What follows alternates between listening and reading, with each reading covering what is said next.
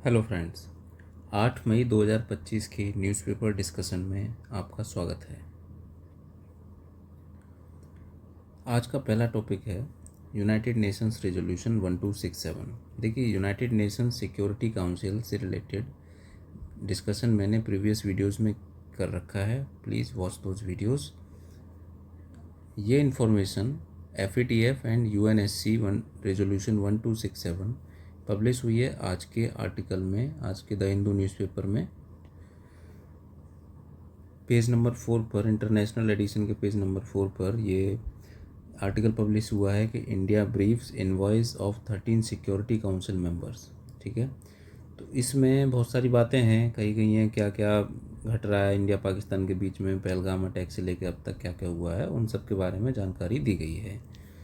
दो बातें इस आर्टिकल में नोटिस करने वाली हैं जो एग्ज़ाम पर्सपेक्टिव से इम्पोर्टेंट है। एक तो UNSC का 1267 टेरर लिस्टिंग रेजोल्यूशन और दूसरा financial action task force that is FATF। तो इनको हम डिस्कस कर लेते हैं। देखिए, UNSC का रेजोल्यूशन 1267 1999 में अडॉप्ट किया गया था। इसका टारगेट ये था कि तालिबान को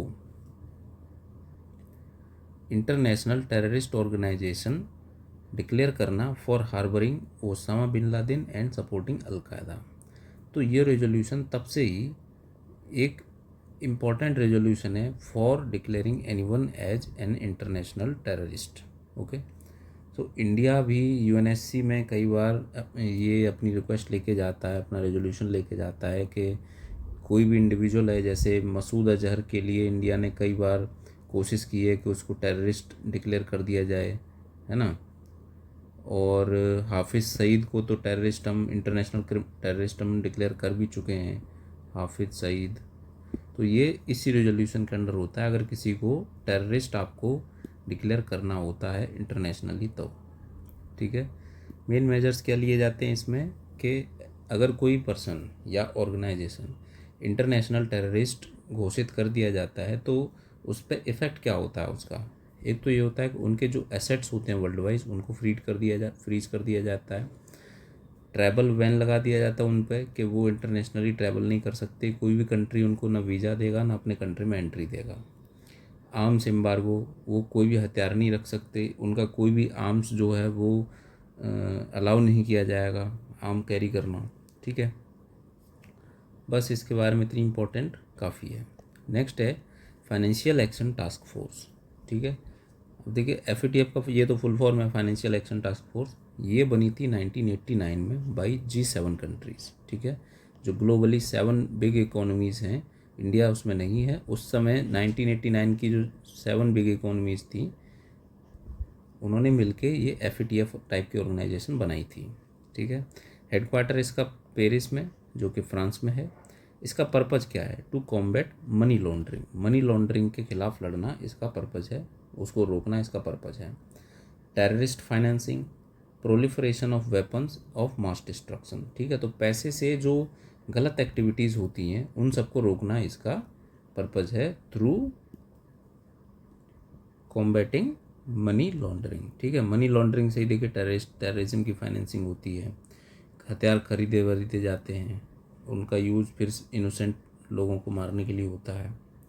मेंबर के कितने इसमें अभी के टाइम पे? टोटल 39 मेंबर हैं, including India plus various other regional organisations. की डॉक्यूमेंट क्या है कि ये इंटरनेशनल स्टैंडर्ड्स डिक्लेयर करती है ऑन कॉम्बैटिंग मनी लॉन्ड्रिंग, के मनी लॉन्ड्रिंग को किस तरीके से रोका जाए, क्या क्या स्टैंडर्ड्स फॉलो होंगे, ये कौन डिक्लेयर करता है? FATF रिलीज़ करती है। टूल्स कौन से हैं जिनको यूज करती है? एक तो ग्रे लिस्ट है। ठीक है, ग्रे लिस्ट में है कि जो कंट्री जिनके ऊपर शक होता है इस ऑर्गेनाइजेशन को कि यहाँ पर मनी लॉन्ड्रिंग ज़्यादा होती है या उस कंट्री की गवर्नमेंट या ऑफिशियल्स मनी लॉन्ड्रिंग में इन्वॉल्व हैं, तो उनको एक वॉच लिस्ट पर रखा जाता है जब तक कि वो प्रूव ना हो जाए, है ना। तो उसको ग्रे लिस्ट कहते हैं। पाकिस्तान FATF की ग्रे लिस्ट में है। इंडिया को अभी तक इसमें एक भी बार ग्रे लिस्ट में नहीं रखा गया है, लेकिन पाकिस्तान की FATF जो है ग्रे लिस्ट में ऑलरेडी है।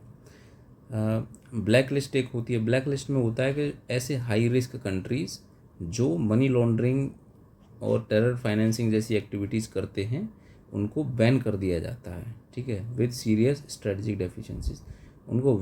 उनको बैन कर दिया जाता है इसके अंडर। उनका नेशनल जो ट्रांजैक्शन है ग्लोबल करेंसीज में, उसको बैन कर दिया जाता है। इम्पैक्ट क्या है? It affects A countries financial credibility, foreign investment और बैंकिंग एक्सेस। ठीक है, तो अगर कोई कंट्री FATF की इवन ग्रे लिस्ट में आ गया तो फॉरेन इन्वेस्टमेंट उसमें कम हो जाता है, कि जो फॉरेन इन्वेस्टर है वो जानबूझ के इन्वेस्ट नहीं करते हैं कि कहीं ऐसा ना हो कि ये कंट्री में कोई टेररिस्ट अटैक हो जाए या इस कंट्री को ब्लैक लिस्ट कर दिया जाए FATF के द्वारा, तो मेरा इन्वेस्टमेंट जो भी है वहाँ फंस जाएगा, मैं उसको विड्रॉ नहीं कर पाऊँगा, है ना। बैंकिंग एक्सेस, जैसे वर्ल्ड बैंक से अगर लोन लेना हो वो अलाउड नहीं है, ठीक है। IMF से कुछ हेल्प लेनी हो वो अलाउड नहीं होगी, या किसी और कंट्री से बोरो करना हो वो भी अलाउड नहीं होगा। इंडिया इसका 2010 से मेंबर है। अभी इसका रिसेंट फोकस क्या है? वर्चुअल एसेट्स पे। वर्चुअल एसेट जैसे क्रिप्टो करेंसी हो गया, है ना, क्रिप्टो करेंसी हो गया, NFT हो गया, नॉन फंजिबल टोकन्स, तो ये वर्चुअल एसेट्स हैं, ठीक। Beneficial ownership, transparency and risk in crypto sector, तो ये इसके रिसेंट फोकस हैं। अभी इन्होंने, अब जैसे टाइम के साथ में सबको इवॉल्व होना पड़ता है, तो FATF भी समय के साथ इवॉल्व हो गई है। अगला टॉपिक है क्लाइमेट चेंज से रिलेटेड, और क्लाइमेट चेंज किस तरीके से ह्यूमन गट को अफेक्ट करती है, ठीक है। अब देखिए, ये आर्टिकल आज के द हिंदू न्यूज़पेपर में पब्लिश हुआ है, ये पेज नंबर 7 पर साइंस सेक्शन में, कि climate change is disrupting the human gut in new path to illness, ठीक है। इस आर्टिकल में मोटा मोटी बात ये कही गई है कि क्लाइमेट चेंज का ह्यूमन जो गट है, जो हमारा आंत वगैरह हैं, जो पेट वगैरह, जो डाइजेस्टिव ट्रैक्ट है हमारा, जो डाइजेस्टिव सिस्टम है, उसके ऊपर क्लाइमेट चेंज का क्या इफेक्ट होता है। अब देखिए, क्लाइमेट चेंज का ऐसा तो है नहीं कोई सिंगल डायमेंशनल इफेक्ट होगा, है ना। इसके मल्टीफेरियस इफेक्ट होते हैं, कि ये खाने के पचाने की क्षमता को अफेक्ट करेगा, खाने से रिलेटेड इसके इफेक्ट होंगे, न्यूट्रिशन एब्जॉर्प्शन से रिलेटेड इसके इफेक्ट होंगे, बॉडी के केमिकल सप्लाई से रिलेटेड इसके इफ़ेक्ट होंगे, और इम्यूनिटी से रिलेटेड इसके इफ़ेक्ट होंगे। इवन जो इनपुट हम बॉडी में दे रहे हैं उसको क्लाइमेट चेंज कैसे इफ़ेक्ट करती है, जिसका अल्टीमेट नेगेटिव इम्पैक्ट हमारी बॉडी पे देखने को मिलता है। तो काफ़ी ब्रॉड तरीके से क्लाइमेट चेंज को यहाँ पर और उसके इफ़ेक्ट को यहाँ पर डिस्कस किया गया है इस आर्टिकल में। तो इस आर्टिकल से सीखने वाला ये है कि क्लाइमेट चेंज का तो अभी हम देखते हैं कि नॉर्मल हम मोटा मोटी इफ़ेक्ट बता देते हैं कि बायोडाइवर्सिटी लॉस होता है, क्रॉप में यील्ड कम हो जाती है, डिजास्टर हो जाता है, फ्लड वगैरह आ जाते हैं, कहीं डेजर्टिफिकेशन हो रहा है, कहीं पर सूखा पड़ रहा है, अकाल पड़ रहा है ना, कहीं बारिश ज़्यादा हो रही है, कहीं नहीं हो रही है। तो ये तो जियो फिजिकल इम्पैक्ट्स हैं। अब बायोकेमिकल इम्पैक्ट्स क्या होते हैं, ये डायमेंशन हम क्वेश्चन पेपर के आंसर में कि इस क्लाइमेट चेंज से रिलेटेड इफेक्ट्स में हम इंट्रोड्यूस नहीं करते हैं। अब ये डायमेंशन हम वहाँ पर लिख सकते हैं कि climate change affects the human health by affecting human gut and human digestive system, due to which various illnesses occur, ठीक है। बहुत सारी नॉन कम्युनिकेबल इलनेस होती हैं, जिसकी वजह से भारत का जो हेल्थ बजट है वो बढ़ता है, प्लस लोगों का आउट ऑफ पॉकेट एक्सपेंडिचर, जो लोग अपनी जेब से खर्चा करते हैं इलाज के लिए, वो बढ़ता है। उसकी वजह से क्या होती है? पॉवर्टी बढ़ती है, ठीक है। पॉवर्टी बढ़ेगी तो अल्टीमेटली जो सोशल वेलफेयर है वो अफेक्ट होता है, ठीक है। तो इस आर्टिकल को अब डिस्कस कर लेते हैं, मेन पॉइंट क्या है। सबसे पहला डायमेंशन है क्लाइमेट चेंज एंड न्यूट्रिशन, ठीक है। क्लाइमेट चेंज कम कर देता है न्यूट्रिशनल वैल्यू क्रॉप्स की, जैसे न्यूट्रिशनल वैल्यू जैसे जिंक कम हो जाता है, आयरन प्लांट के अंदर ही इनकी क्वांटिटी कम हो जाती है, ठीक है। क्लाइमेट चेंज की वजह से टेम्परेचर ज़्यादा होगा तो इनकी वैल्यू कम हो जाएगी, प्लांट इनको ज़मीन से और जो हम फर्टिलाइज़र वगैरह देते हैं उससे एब्जॉर्ब नहीं कर पाएगा इफेक्टिवली, तो प्लांट में स्टोर नहीं होगा, तो उसकी वजह से अल्टीमेटली हमारी बॉडी को कम मिलेगा, ठीक है। This leads to under nutrition specially in low and middle income countries, ठीक। इम्पैक्ट ऑन गट माइक्रोबायोटा, हमारे गट में बहुत सारे माइक्रोब्स है ना, ट्रिलियंस ऑफ माइक्रोब्स रहते हैं, जिनकी वजह से हमारा जो डाइजेस्टिव सिस्टम है वो कम्प्लीटली फंक्शन कर पाता है। ठीक है, अब ये इफ़ेक्ट कैसे करता है गट माइक्रोबायोटा को, कि poor diet affects the diversity and balance of gut microbes. अब देखिए, क्लाइमेट चेंज की वजह से प्लांट में न्यूट्रिशनल वैल्यू कम हुई, उसकी वजह से ह्यूमंस को अंडर न्यूट्रिशन हुए, हमें न्यूट्रिशन कम मिला। उस न्यूट्रिशन की वजह से क्या हुआ, उस अंडर न्यूट्रिशन की वजह से क्या हुआ कि जो गट में जो माइक्रोब्स हैं उनको प्रॉपर खाना नहीं मिला, तो उनकी पॉपुलेशन कम हो जाएगी। ठीक है, गट इस फिनोमिना को हम क्या बोलते हैं, gut dysbiosis means microbial imbalance. It is linked to malnutrition and disease like diabetes, IBD and eczema. ठीक है, तो गट डिसबायोसिस हो जाता है। फिर क्या होगा, और क्या हो सकता है कि मल्टीपल एनवायरनमेंटल स्ट्रेस होती हैं क्लाइमेट चेंज की वजह से। Factors like heat, pollution, water quality and soil microbiota changes also disrupt gut health. ठीक है, इनकी वजह से भी गट हेल्थ चेंज होती है। इन स्ट्रेस फैक्टर्स की वजह से ये क्या करते हैं, ये साइमल्टेनियसली काम करते हैं, specially in vulnerable population that is urban poor. ठीक है, emerging health risks, high temperature increases foodborne and waterborne diseases, further affecting gut health. Enteric infections rise with heat। आपको जानते हैं कि कोलेरा ज़्यादातर गर्मियों में ही होता है। कोलेरा ई कोलाई बैक्टीरिया की वजह से होता है ये, तो गर्मी में इनकी ग्रोथ ज़्यादा हो जाती है।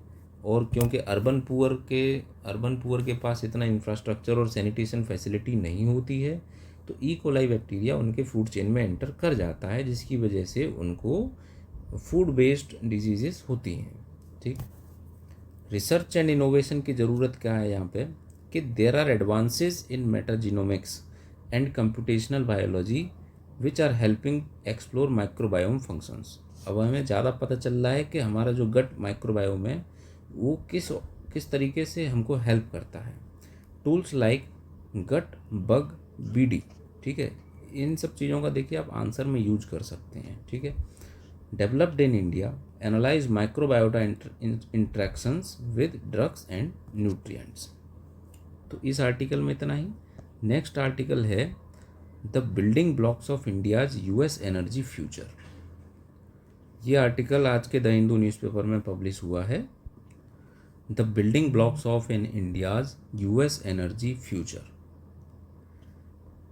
अब इस आर्टिकल में बात की गई है मेनली कि इंडिया और USA के बीच में एनर्जी का फ्यूचर क्या है, एनर्जी से रिलेटेड हमारे और US के रिलेशंस कैसे हैं, क्या क्या एग्रीमेंट्स हैं, क्या क्या नए नए प्रोजेक्ट्स चल रहे हैं, क्या पॉसिबिलिटीज़ हैं इन द फ्यूचर।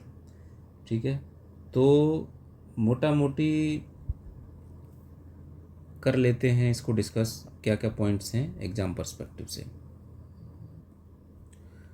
अब देखिए कंटेक्स्ट क्या है। India US cooperation is poised to deepen on energy, defence, technology and mobility of people.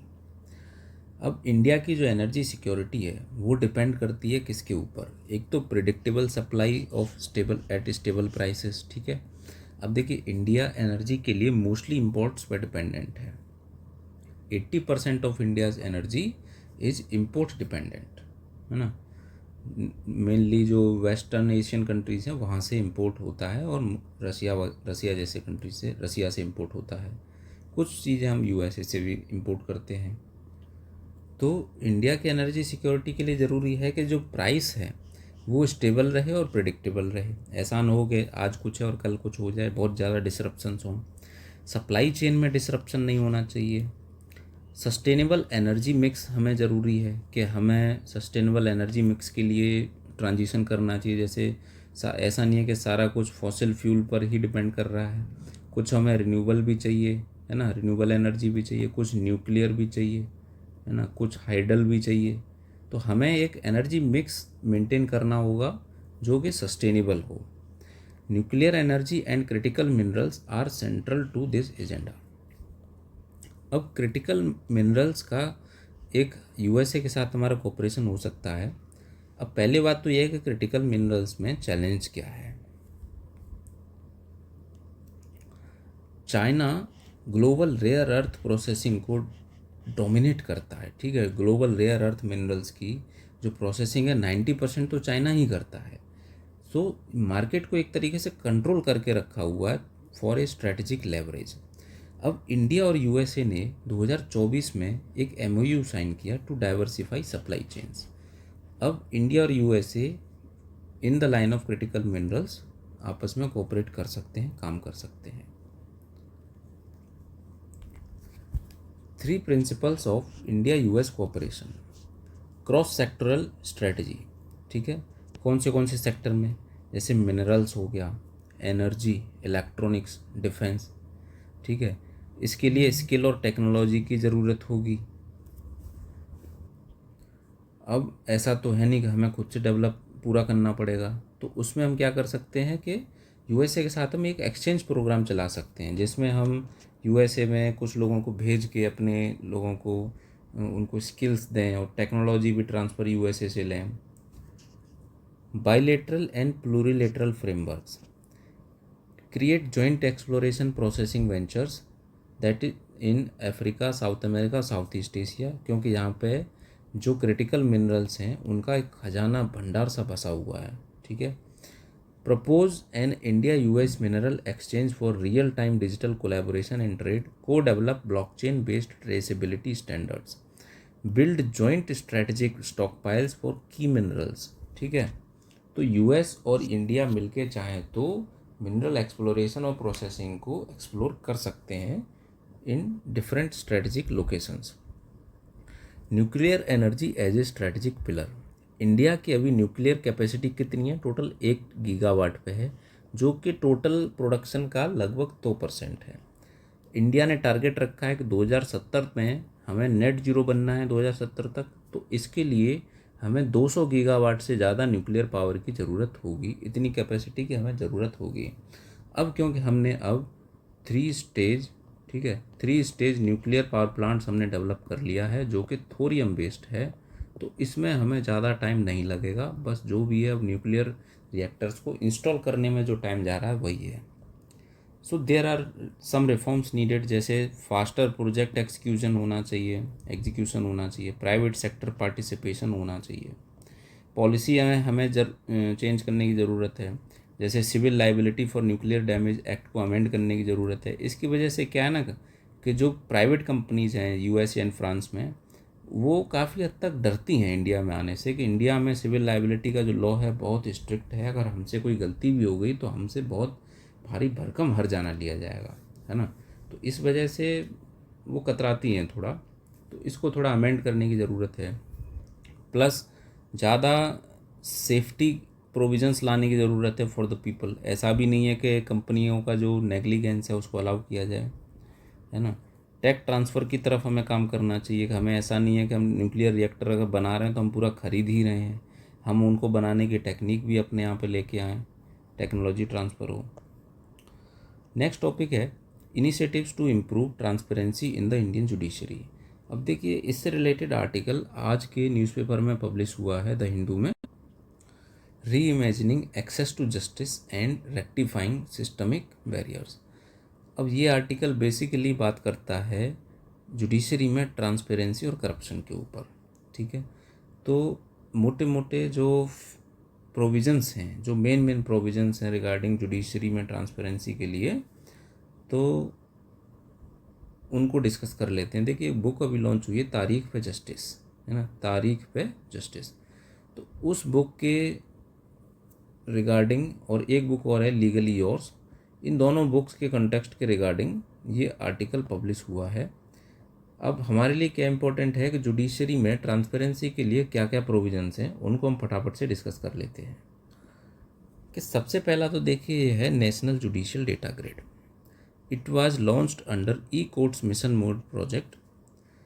अब ये इसका एम क्या है, to bring data transparency and enable better policy planning. अब इसमें होता क्या है कि रोस्टर किस जज के पास है, कौन से केस की सुनवाई कौन जज करेगा, टाइमिंग क्या है, केस किस स्टेज पर है। तो बहुत सारी जो प्रोसीडिंग्स हैं कोर्ट्स में उसको ऑनलाइन कर दिया गया है और एक्सेसिबल हैं पब्लिक के लिए। ई कोर्ट्स प्रोजेक्ट, इसमें कोर्ट्स को डिजिटलाइज करने की कोशिश की जा रही है। डिजिटलाइज करने का ये प्रोजेक्ट है कि सब कुछ कंप्यूटराइज्ड हो, तो जो ह्यूमन इनएफिशिएंसी की वजह से जो डिले होता है वो ना हो।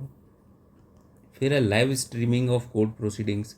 Supreme court and some high courts have started live streaming select hearing to promote public scrutiny and accountability.